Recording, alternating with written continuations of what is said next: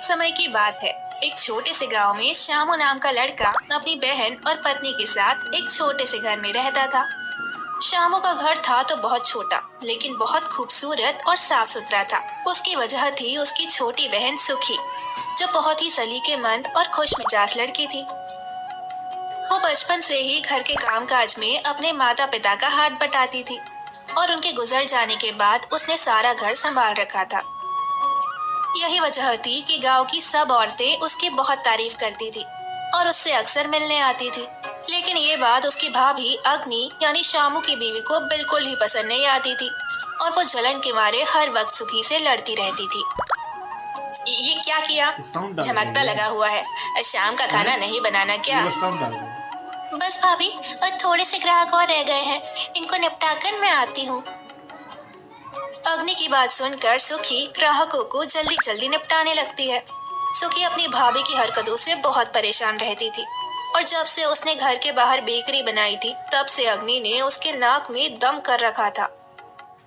असल में चंद माह पहले सुखी ने एक मिट्टी का अवन बनाया था और वो उस अवन में तरह तरह की खस्ता कुकीज और नॉन बनाती थी। गांव के सभी लोग, बल्कि इर्द गिर्द के गांव के लोग भी उसके पास कुकीज और नॉन खरीदने आते थे, जिसकी वजह से उसके पास काफी आमदनी आने लगी थी। लेकिन ये बात उसकी भाभी को एक आग भी नहीं भाती थी। वो दिल ही दिल में बेकरी पर कब्जा करने की सोचने लगी, तो बस शाम को शामू जैसे ही घर आता वो सुखी की बुराइयां करने लगती। लेकिन आज तो उसने हद ही कर दी।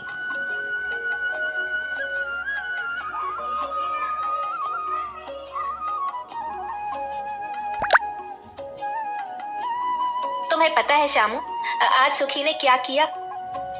क्या मुसीबत है ये लड़कियां, आज क्या कर दिया? आज बंटू ने बेकरी से कुकीज क्या ली, सुखी ने उसको बहुत मारा। मैं तो कह रही हूँ आप इससे बेकरी ले ले। क्या वाकई इसने बंटू को मारा है? मैं इसकी रोज रोज की लड़ाइयों से तंग आ गया हूँ। अब या तो ये रहेगी या हम।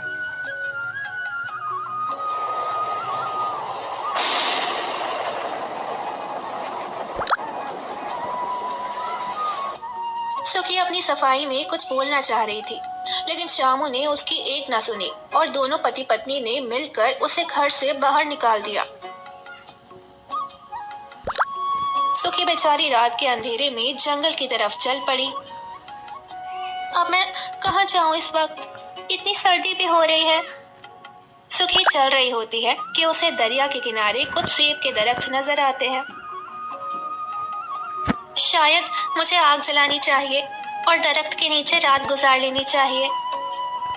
सुखी आग जलाने के लिए लकड़ियां इकट्ठा करने लगती